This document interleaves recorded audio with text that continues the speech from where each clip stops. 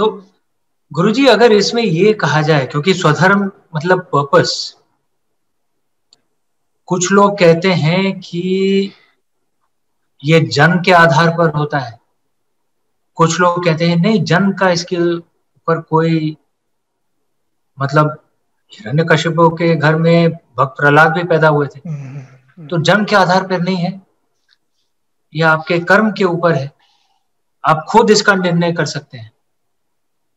Can you explain this a little further guruji? इसमें पहले जब हम कहते हैं, पहले हमें कुछ चीज़ें, जैसे विषय जो आपका है बहुत ही उत्तम है, मैं कह रहा हूँ, उसमें एक शब्द जैसे कुछ होता है ना, कहीं कुछ चीज़ छिपी रहती है, प्रच्छन्न रूप से दिखती नहीं है, तो जैसे उसमें लिखा है स्वधर्म को हम एक्सप्लोर करें, लेकिन उसमें एक शब्द छिपा हुआ है, वो है योग।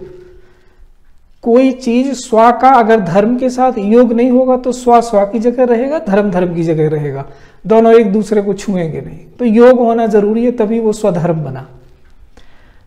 तो उस तरह, इसलिए ये बात आपके इसी प्रश्न से आई कि कर्म और जो उसकी बात है कि भाई आपके पैदा होने से आप लेके आए, इस तरह की बात है, जन्म से जुड़ा है। तो जब तक हम स्व को पहले नहीं पहचानेंगे कि स्व के मैं हूं कौन, तब तक ये बात सिद्ध नहीं होगी कि कहाँ से शुरू करें, कौन शुरू करेगा। तो ये कुछ अध्यात्म ने इसको बहुत स्पष्ट किया है। यही जो सनातन परंपरा के जो ज्ञान की जो विशेषता है वो यही है कि इसने बहुत स्पष्ट कर दिया है, हर एक जान सकता है कि क्या है। तो इसमें मूल रूप से 4 तरह से हमने उसको डिवाइड किया है, तो आसान हो जाता है समझना कि एक जो सबको समझ में आए, शरीर, फिर मन, फिर स्व और फिर आत्मा, ये 4 आपके ही चीजें हैं, आप ही हो ये।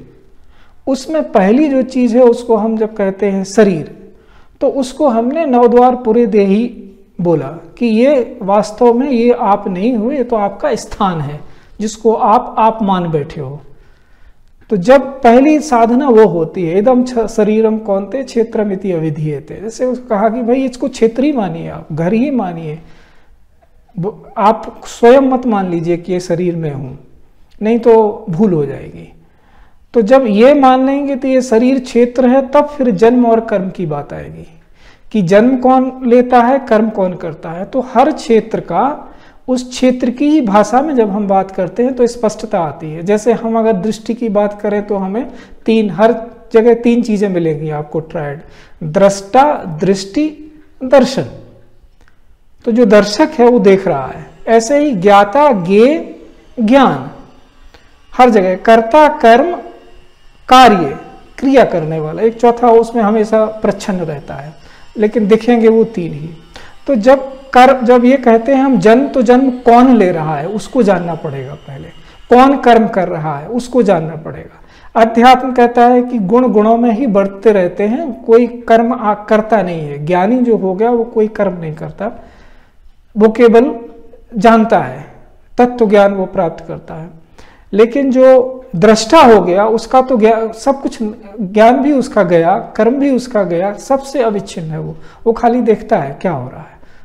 तो उसको हम पुरुष विशेष ईश्वर बोल देते हैं, लेकिन है वही एक ही। तो पहले जो कर रहा है उसका तो जन्म होता है, क्योंकि उसने अपने आप को बांध रखा है, बंध गया वो, उसकी दृष्टि मलिन हो गई, तो उसने अपने आप को समझ लिया कि मैं करने वाला हूं। लेकिन ये बार बार संकेत किया जाता है कि हाँ, आप करने वाले नहीं हो, कि जो भी आपको लग रहा है वो आप नहीं कर रहे हो, उसी को अज्ञान कहा गया कि जो अपने आप को कर्ता मान लेता है, अज्ञान वहां से शुरू हो जाता है।